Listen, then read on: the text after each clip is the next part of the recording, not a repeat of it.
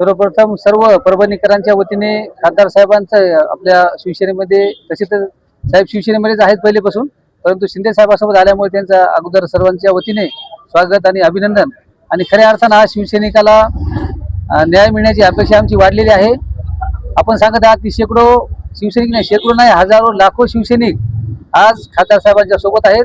त्यामागचं कारण आहे की बाळासाहेबांचे जे विचार आहेत, ज्या विचारांमुळे शिंदे साहेबांनी वेगळं डिसिजन घेतला, वेगळा निर्णय घेतला, तेच विचार आपले परभणीचे खासदार सन्माननीय जाधव साहेब यांच्या विचारात डोक्यात नाही तर रक्ताच्या थेंबात त्यांच्या सर्व बाळासाहेबांचे विचार आहेत, छत्रपती शिवरायांचे विचार आहेत, बाबासाहेबांचे विचार आहेत. ते विचार ते कधीही त्यांनी सोडलेले नाही. परंतु आतापर्यंत परभणीमध्ये पाहिलं असेल आपल्याला सर्व शिवसैनिक शिंदे साहेबांसोबत होते, परंतु निवडून आलेले प्रतिनिधी आपल्याला आतापर्यंत दिसले नव्हते. परंतु आज खासदार साहेब आले, त्यांचा पायगुण म्हणता येईल. त्यांच्या पायगुणाने परभणीच्या विधान परिषदेत सुद्धा शिवसेनेचा आमदार या ठिकाणी आज शिंदे साहेबांच्या सोबत आहे. आपल्याला सांगायला आनंद होतो की आपल्या परभणीचा विकास आपण वेळोवेळी आपण प्रश्न विचारत असता आपल्या माध्यमातून प्रत्येकजण विचारतो की परभणीचा विकास हा रखडलेला वाटतो, परंतु रखडलेला आहे किंवा नाही त्यावर बोलण्यापेक्षा यापुढे नक्कीच परभणीचा विकास होईल.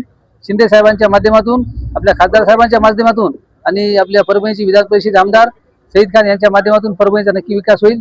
आणि आज या ठिकाणी हिंगोलीवरून आमचे मित्र सुद्धा या ठिकाणी आलेले आहेत. रामभाऊ कदम यांनी सुद्धा म्हणजे विशेष परभणी आणि हिंगोली दोन्ही जिल्ह्याच्या वतीने आपल्या परभणीचे खासदार माननीय संजय उर्फ बंडू जाधव साहेब यांचं आम्ही या ठिकाणी स्वागत केलंय आणि मोठ्या मनाने आम्ही सर्वांनी त्यांना खूप शुभेच्छा दिल्या. कार्यकर्त्यांना पाठबळ देण्यासाठी आणि त्यानंतर सर्व मतदारांना न्याय मिळवून देण्यासाठी आणि विकासासाठी सुद्धा खासदार साहेब गेलेले आहेत. असं खासदार साहेबांचं म्हणणं जरी असलं तरी आज आम्ही पाहतोय की त्यांच्यावर विश्वास ठेवणारे फार मोठे लोक आज त्यांना जुळत आहेत आणि इथून पुढे विकासाचा दृष्टिकोन त्या हिशोबानं खासदार साहेब काम करतील असं वाटतंय का तुम्हाला? मोठ्या प्रमाणात निधी खेचून आणतील असं वाटतंय? बघा, भरून काढण्यासाठी खासदार साहेबांच्या बाबतीमध्ये मला आपल्याला काही वेगळं सांगायची गरज नाही, कारण आपण त्यांना पाहिलं असेल खूप वर्षापासून. मला वाटतं तिसरी टर्म आहे त्यांची खासदारकीची, 2 वेळा आमदारकी होती. कारण कसं एखादा व्यक्ती त्या एखाद्या जिल्ह्याचा विकास करत असेल, विकासाच्या मुद्द्यावर निवडणूक लढत असेल तर त्या व्यक्तीला मतदान मिळतं आणि भरभरून लोक त्यांना निवडून देतात. 1 वेळा 2 वेळा आपल्याला माहिती आहे, 1 वेळा आमदार झाला दुसरी वेळेस निवडून येणं म्हणजे शक्य नसतं.